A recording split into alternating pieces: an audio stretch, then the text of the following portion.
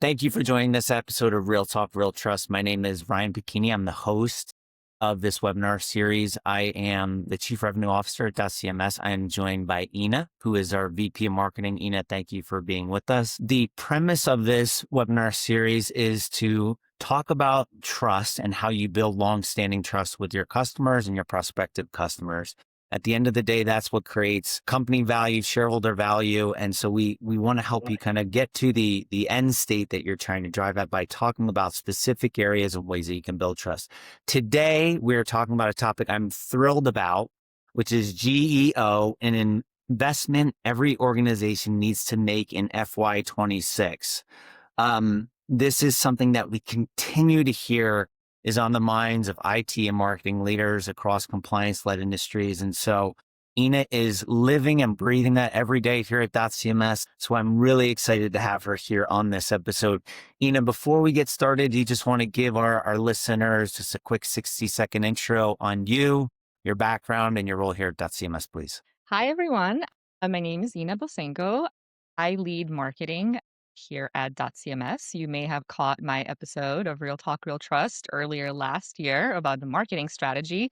And I am super excited to be talking about GEO because content is a huge part of our marketing strategy and go-to-market strategy right now. All types of content optimization, our channel strategy, and everything is completely different from what it used to be. So I'm super excited to chat about this today and dive deep into this topic.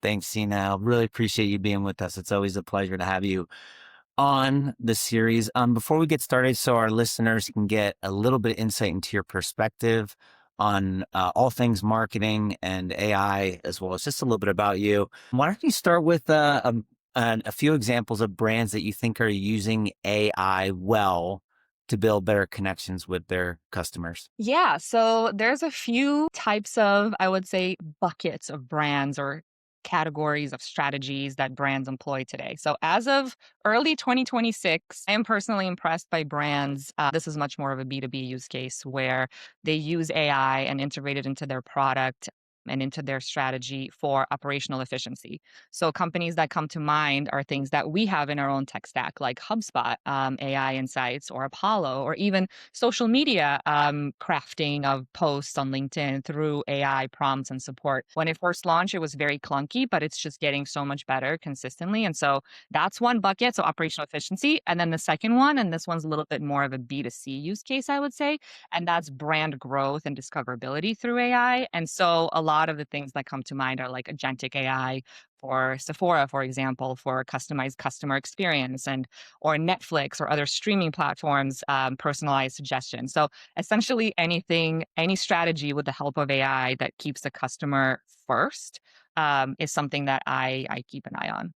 Yeah, you can feel it in both your personal and professional lives coming to fruition. I guess what's one use of AI in your core work streams, the things that you do on a day-to-day basis that you couldn't live without today? So for us, the name of the game is productivity and scale. We are a tiny but mighty marketing team. We have high goals and very aggressive timelines, and we wouldn't be able to scale the way that we do and deliver our message and our value prop to our customers without the use of AI. And we have a whole tech stack of AI tools and plugins and things that we use, and we'll dive into that more. But productivity and scale is the name of the game for us. Love it. I love it. And that's, I think, something our listeners are both topics that they're keenly focused on. Let's get to sort of the meat of what we want to talk about today in GEO. And one of the reasons that it is so exciting to me to talk about this topic is it really relates to brand discoverability and how people kind of decide to invest in a brand or to not invest in a brand. So the path historically was maybe someone engaged with traditional media, or there's some word of mouth interaction that got them interested in the brand. They might have done a search. They landed on your site. They did some research. They did some comparative work prior to making a decision. They saw some posts on social and then they transacted. But now we know that LLMs are increasingly becoming a place that brands are discovered because a user will put in their needs. They'll put in context around their needs, and then the LLMs are sourcing what is going to be best for that user. And so can you share any data that sort of supports this idea of brand discovery being sort of the path I just described, and now LLMs playing a more prominent role in how brands are discovered and understood. Yeah, absolutely. So I would say when it comes to GEO as a tactic for all of us marketing teams out there, most frequent quote I hear from marketing experts is it's the wild, wild west out there. Everybody has a hypothesis. We're starting to collect a little bit of data points here and there that help us influence our strategies. But, when you compare GEO to SEO, SEO had over 2 decades to mature and sort of settle in, and for our marketing teams to understand, GEO right now is sort of like, what can we do with this new channel and this new stream where our customers can find us? And to me, GEO, for me, it's all about delivering that value. The fundamentals are essentially the same. It's about your value prop very well communicated to the customer base that you have done research on, competitive analysis, you understand their problem, you understand the questions they're asking, and it's all about building that trust with your answers and your content, whichever format it might be and however you create it. But that's essentially how GEO, I would say, is approached. Yeah. And what are some of the things that are surprising to you as GEO evolves? Like what are either data or just trends that you're seeing around GEO that have sort of stood out to you? Yeah. So we use a ton of tools to be able to track data points to see our GEO strategy success. So a huge portion of those KPIs live in the top funnel. Things like referral traffic from LLMs. We use a tool called Peak AI to be able to track different prompts and our visibility and sentiment within them. How often we get cited next to our competitors to see what exactly our customers are questioning and what they're looking for. So then we can use that information to help influence our content strategy. What we look at to see is our content topic mix correct for our audience? Are we answering their questions? So that portion is the very top funnel. And then there is the bottom funnel where we look for leads that convert through LLMs, which has been on the rise for us. We check on our organic traffic numbers and whether that's going up or down. And spoiler alert, that is going down for everybody because even Google is adjusting with AI overviews and reacting to this GEO explosion, and your customers doing research on different channels. And for us too, our customer base is highly educated. They have done their research. They know what their problems are. They know what they're looking for.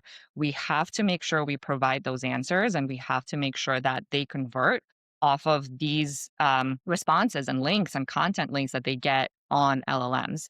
And so not necessarily a lead or a company or an opportunity coming from, doing a question, getting an answer, clicking a link, and then converting. It's more about whether y- uh, AI referral traffic or whether a prompting was part of their customer journey. So usually we'll see touch points, and we're seeing that more often than not, that our customers are doing a ton of their own research and they're utilizing ChatGPT, Perplexity, Claude, all these LMs to find their answers. Top funnel influences content strategy, bottom funnel influences how effective it is in converting prospects to customers. Yeah, I think that was one of the things that stood out to me as I started to look at the trends and what the headlines were saying about how LLMs are impacting brands, which is this idea of search was often there's this debate around last click and its impact, but LLMs, it's clear that there's not just conversion metrics, but there's discovery, there's affinity awareness that goes into how LLMs are supporting the buying journey, and so it's full spectrum from how they find you to what they think about you to when they convert is something that's really emerged in my mind as we've talked about this more and more as the importance of GEO. And so maybe that's a good segue, GEO and why it matters. I think I might have sort of already touched on that briefly. Can you, there's this notion some people think that GEO is sort of V2 of SEO. Can you talk about the difference between GEO and SEO just to contextualize it for our listeners? It's completely different. I also do often see GEO and SEO being sort of piled into the same strategy, but SEO is all about keywords, long tail keywords, your short keywords, your mix of keywords, backlinks within your content, and ranking of your content. It's almost like a competition of how high you can get that organic search result for when somebody Googles or researches whatever topic. For GEO, it's all about context, credibility, structure, and relevance. So you have to constantly write and keep that consistent about in depth about what your value prop is, what your product is, so you can anticipate all of those questions that your already educated customers are asking, so you can provide that answer with your content. And while SEO, there's ways that you can optimize a piece of content for SEO for a higher ranking organically. For GEO, you have to maintain that brand reputation and authority with all your content as well. So context matters, but also how often you cite things, how you write, how you structure it for it to get picked up by machines is completely different. So SEO is all about getting clicks, and GEO is all about how much you're going to get quoted from what you wrote about. Yeah. And I think the context angle there is really interesting because it takes a different spin. The LLMs aren't looking for a moment in time and, what kind of data you can render that's relevant about what the brand does, but they're looking at, how they provide us a solution to a question that the user is prompting the model with. We've sort of highlighted why GEO is important for marketers. Maybe you want to expand on that and talk a little bit about why IT folks or developers should really care about GEO as well. Yeah. Well, I mean, for marketing, it's all about content strategy and how we go to market with it. But for IT, it then introduces whole new requirements around structured data, governance, and the architecture of your site and all digital experiences. For developers and for the technical people out there, it's all about building experience and APIs that expose content in ways that machines can then interpret, understand, cite, quote, and link back to. So it's about providing that infrastructure for a marketing content strategy to then be built on. So everybody's world is changing. Yeah, I think you nailed it on the dev side. And the only thing I would add on sort of the IT or ops side of things is that if you need to provide content that has context, that means that you often need to broaden the scope of your content authors. So no longer are marketers just deploying the content. If in the case of a B2B SaaS company, you need experts who are going to write about specific topics. And so now you have more folks who are contributing to ensure that you're visible to the LLMs. There's governance and workflows and approvals that need to be put in place in order to enable the business to create that volume of content. And so both the volume as well as the quality of content that needs to go into it. So it is changing the full content life cycle, this idea of how do you optimize for GEO, because more content authors, contributors, volume of content, governance, and a variety of concerns that will go into how the content life cycle gets optimized. Mhm. Okay, I think that this is pretty well known, but I'm curious, this idea of GEO and where we are in the life cycle of GEO. For some folks like you have been studying it for a while now, others are just picking up. Like, where are we on the maturity curve for GEO? Extremely early. We're at the very, very beginning. And like I mentioned, SEO has had over 2 decades to optimize. GEO is the wild, wild west right now. So my biggest piece of advice for any marketing team out there building content strategies or IT team or developer team is to create your well-documented hypotheses. And so once you have your hypotheses and your expectations that you want to get out of it, it's okay if you fail, because the second piece of advice is that you have to keep experimenting consistently, try volume, try quality, try quantity, try scaling back, try niche topics, try broad topics, see where you land with your specific brands, because your customer base might also be different. They might have completely different buying habits. So adjust your GEO strategy to that, hypothesize, document results, try to collect as many little data points as possible. Like, for example, where LLMs are pulling their links from the most. Right now, the biggest hypothesis is that the top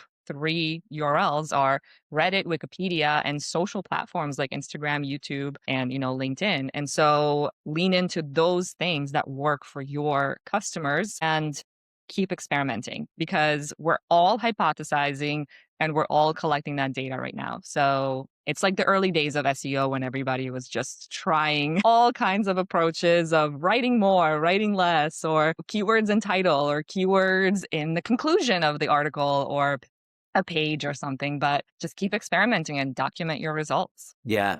Can we, given that it's new, that it's uncharted territory, just watching trends, but being methodical about how you monitor those trends and what you do next. I'm actually going to take us down in a bit of a new direction, which is let's talk about some of the questions that are probably on everyone's mind as they're building a GEO strategy. And I'm going to do a little bit of a lead in because when you and I initially had this debate of content quality over volume, my stance was that content quality is always going to win, and that we should restrict the volume of content and make sure it's quality. And I was well corrected by you and a few others using data to find, I think, a more healthy, balanced approach. Can you talk to our listeners about this idea of how much content do I need to create that's really human led versus AI generated, and the balance between content volume and content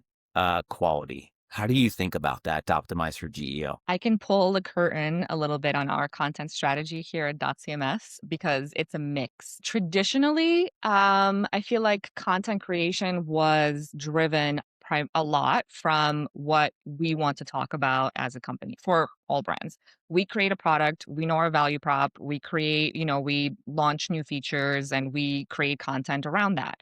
We are flipping that completely on its head and we're starting our content strategy from our buyer prompts.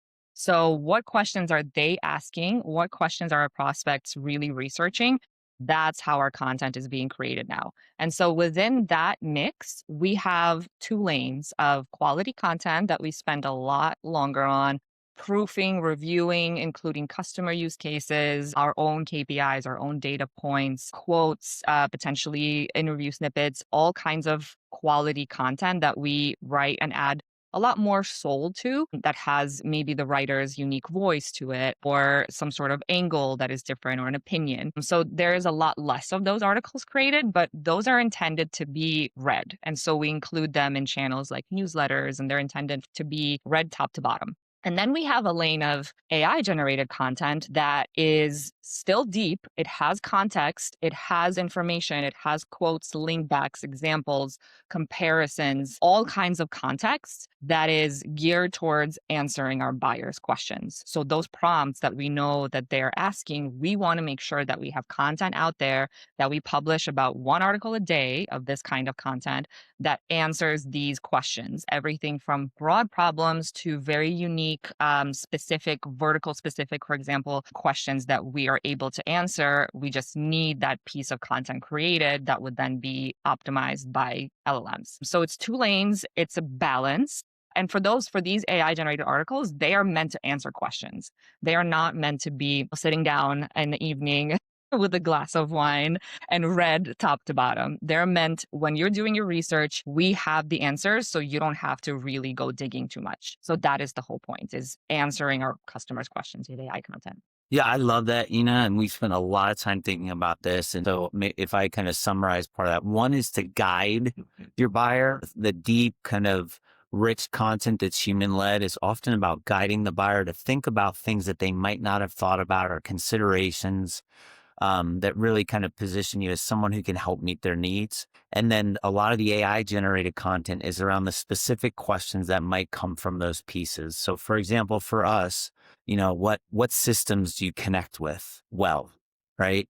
That's something that can be generated via AI, we can have great documentation for someone going through an evaluation process with us, as opposed to where is the market going? How should you think about the ROI and business case of a new CMS?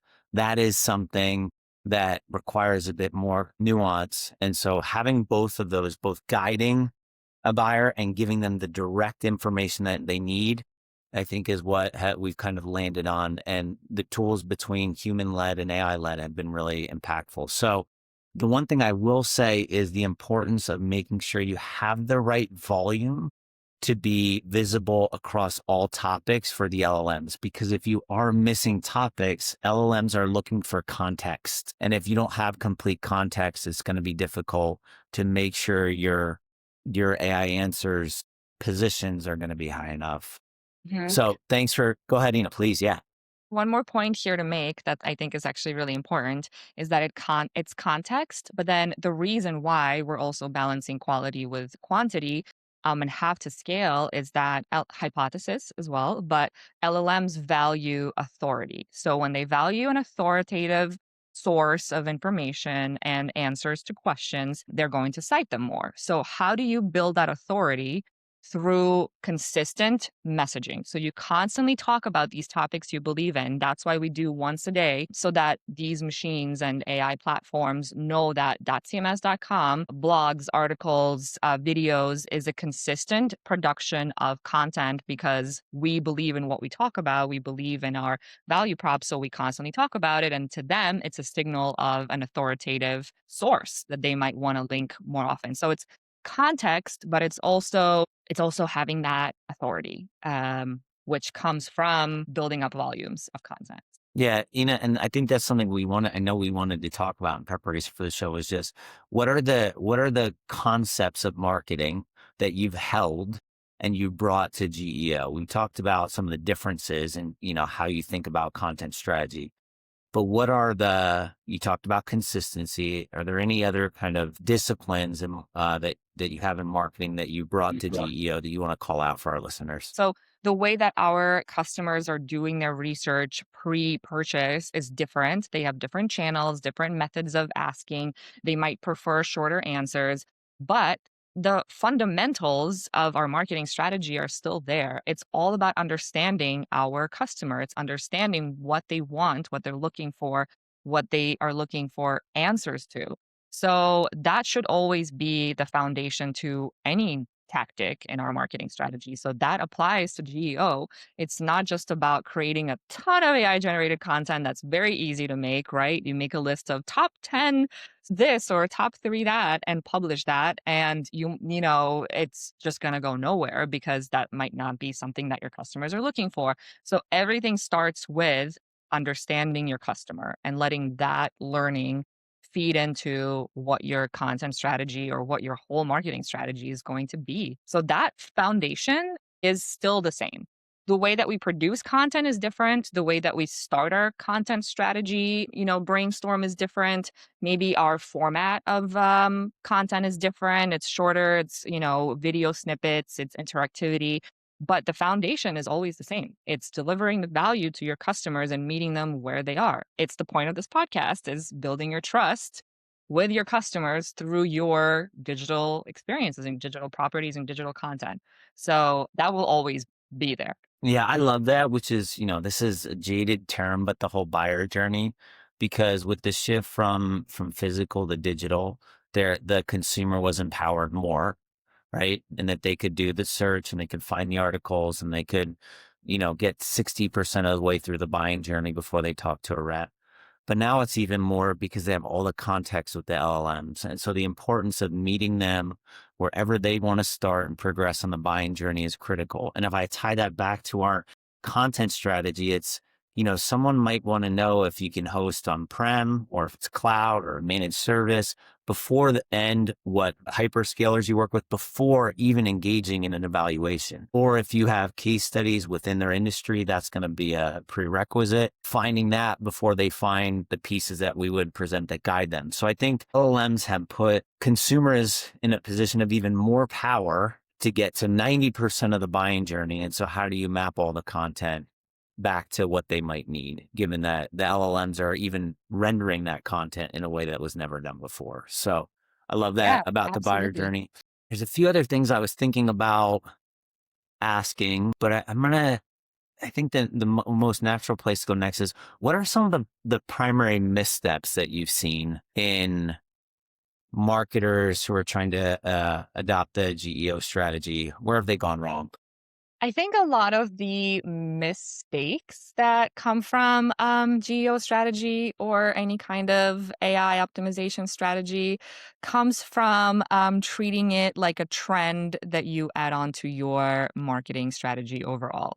Trying to game one single model. So trying to, rank on ChatGPT and be cited in ChatGPT, and that's the approach, and treating it as SEO. Let's create, a lot of content that might not necessarily be relevant. Let's just get some ChatGPT traffic. And I feel like falling into that trap of this is the hottest trend. Everyone is talking about this on LinkedIn right now. So we got to try it as a tactic without really thinking about it, how it fits into your overall marketing strategy holistically, I think is going to be where mistakes come from. Because this is a lot like a lot of other marketing strategies. It takes time for it to work. It's optimization, it's algorithms, it's tying it into how you write, what you write about, how often you publish, what your digital content is structured like, how it's produced.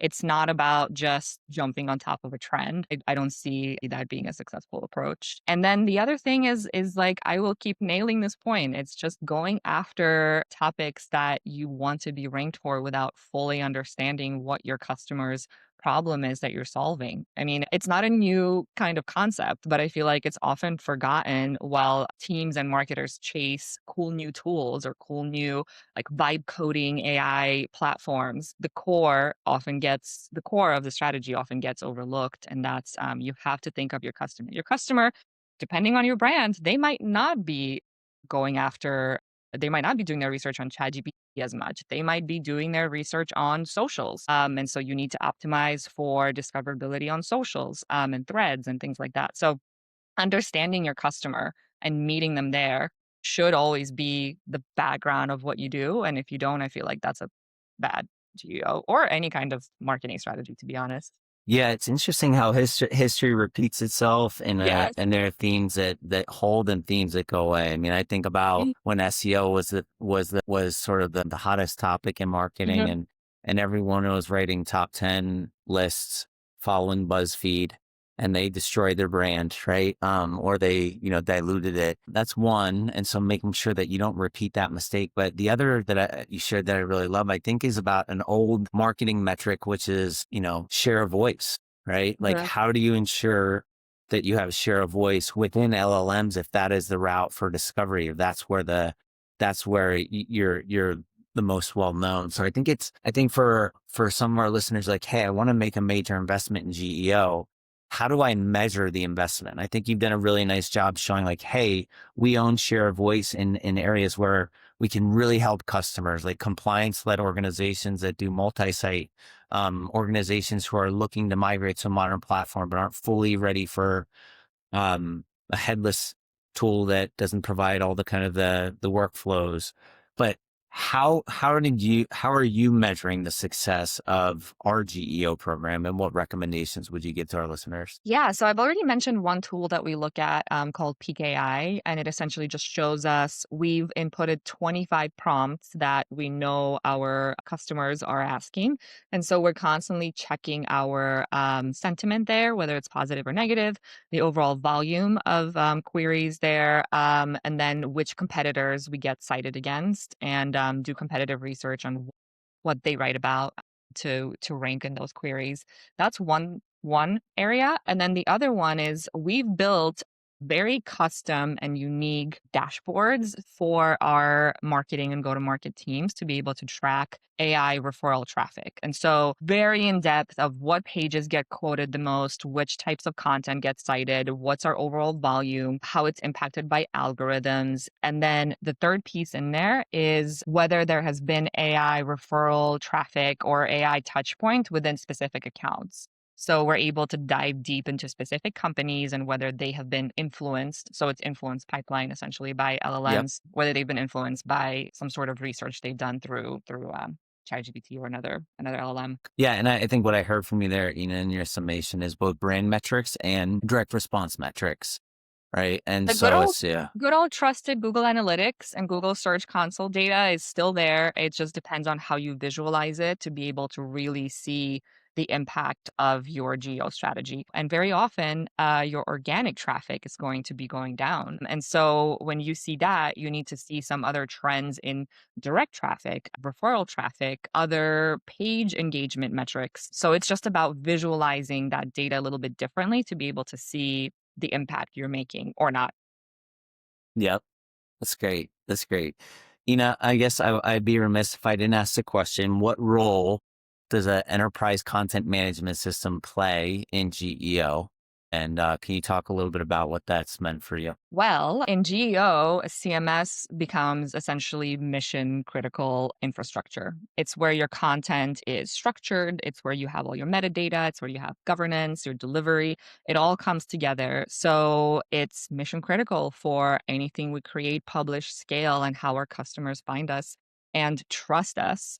So that's exactly what LLMs are about. It's about authoritative digital spaces that they can pull from and quotes, completely mission critical. It also kind of reflects the way that we've been integrating AI into our digital properties, reflects our philosophy on AI, is that it's all about optimizing our workflows and where it matters most. For me, our CMS and just general CMS right now is the foundation of where your content is created, scaled, indexed, and it's a mission critical piece in your tech stack. Yeah, I would agree, and it's one of the reasons that even in talking with analysts that there's been a resurgence of the category. I would say, as someone who's been in and out of it for 10 to 15 years, is that it is the place where everyone comes back to for creation, and so there's always been a balance of volume of content versus governance of content that's been very difficult for brands to manage. And we think we do a really, really good job at that with .cms, multi-stage workflow to ensure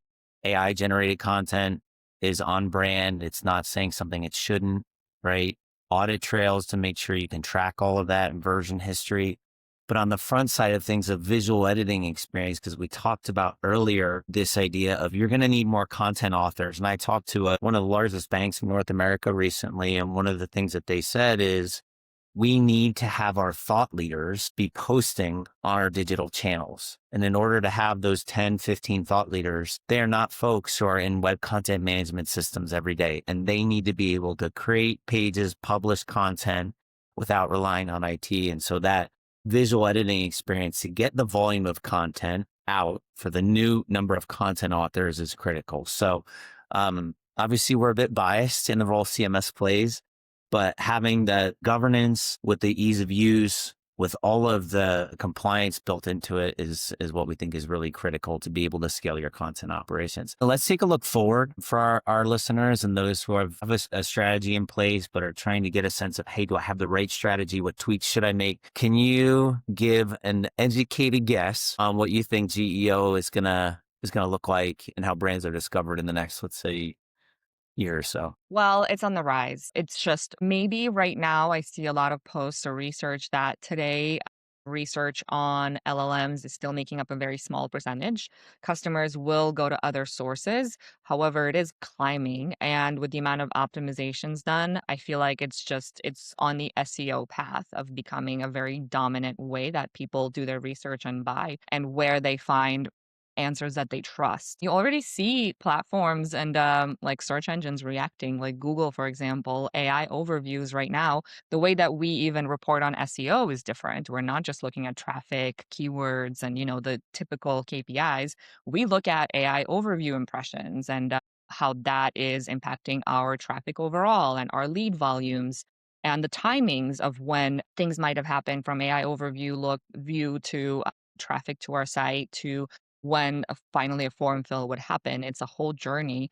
And so it's just becoming more and more a touch point within the journeys, but I have a feeling it's going to be a lot more touch points per every journey, probably starting and ending of almost entire research through LLMs. So it's only going to keep it's on the rise. And so that's why my advice, hypothesize, document, experiment, nail your narrative, nail your content strategy, lead with content and your value prop, not your tools. And yeah, we're all in this together. We're Yeah, all hypothesizing we together. are. It's a fun time to be in this space.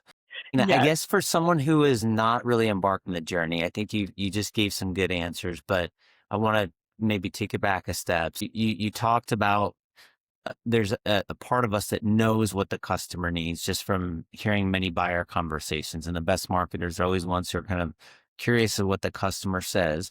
And so that's nailing the content strategy and the narrative is maybe step one, a content audit. Can you talk a little bit about how you reverse engineered to make sure that we were on the right track, knowing what prompts had a volume, knowing the kind of the delta in the types of prompts that were out there? Yeah, we were able to pull prompts through Google Search Console data. So we're able to see maybe not exactly the phrasing of the prompt, but we're seeing the general questions and the general topics that our customers are researching. So then we're able to kind of shift our content strategy. And our content strategy is generally very dynamic. We're ready to pivot on topics and introduce new topics or make a change in what we were planning to talk about because it's a constant competition to be part of the answer. So it's not about getting ranked, it's about being part of the answer for when your customers are doing research. So when I would say investing in GEO as part of the strategy overall, start with the content and the message you want delivered. It's just like early SEO. The temptation is to game the system, but it's about taking it slow because at the end of the day, one piece of strong content that you've worked on for a very long time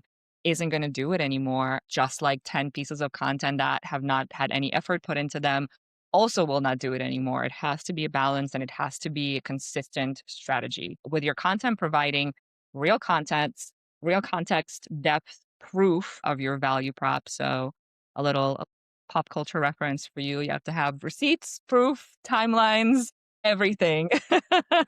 And then your geo strategy will skyrocket. Love it.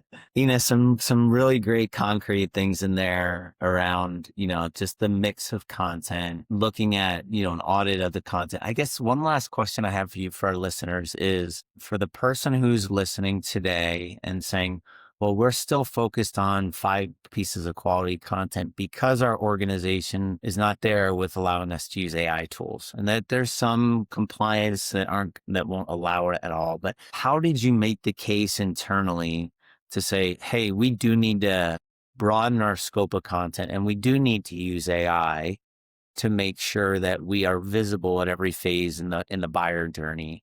What was the narrative that you had internally to sell it in, and what was some of the pushback that you received? Yeah. So the reason I keep saying experimenting is the key to getting it right is because about every month or so, we check in on our data and we see any sort of KPIs or any sort of trends that are up or down so we can adjust. And so we have tried AI generated lower quality kind of content production for a bit. And then we pulled back from that because of the overall quality of the posts. And then we saw our AI referral traffic chart just go completely from up on the rise to just going down. And that wasn't even about taking those articles or pages down. They still existed. Even if they weren't listed anywhere on our site, they were still out there. It was just we lost consistency. So that's where I have my hypothesis around consistency creates that authority. So seeing that data point of traffic going completely down immediately as soon as we stop the publishing cadence gave me the go ahead into restarting that, but restarting it a little bit differently. So the few little points into AI generated content that would be actually useful and getting those answers to your customers is referencing other reputable news sources, engaging on other platforms like Reddit with the constant message and also consistently. We have a Reddit strategy every day, consistent posting on social media and just keeping it going. And we're already seeing it just for the first week or so of restarting it. We're already seeing all the traffic and all the KPIs pick back up. So data points will always sell a marketing hypothesis internally. When you have that data and proof of results or lack of results, you're able to then shift and experiment further. And so that's why experiment, test, hypothesize, document. I love it, I love it. And I think the trade-off there for some brands will be, hey, we're essentially losing share of voice, like you talked about, because of the risk of putting out AI generated content or the risk of, keeping our content volume what it was year over year. And so how do you, using data to showcase that brand visibility is shrinking, because your content production isn't increasing is a great way to kind of push things forward. Now, I recognize with a lot of customers in compliance led industries, it's going to be difficult to say, hey, we've used Gemini or ChatGPT, or we can use that to create content. But the narrative should be, we need to increase our content output. We need to think about how we produce content with the end goal of using AI and be more efficient with that to make sure that we have the visibility. So, I think we could probably go on about this for, another few hours. I'm going to cut us here so our listeners can get back to their day to day. But I just wanted to say thank you for your insight.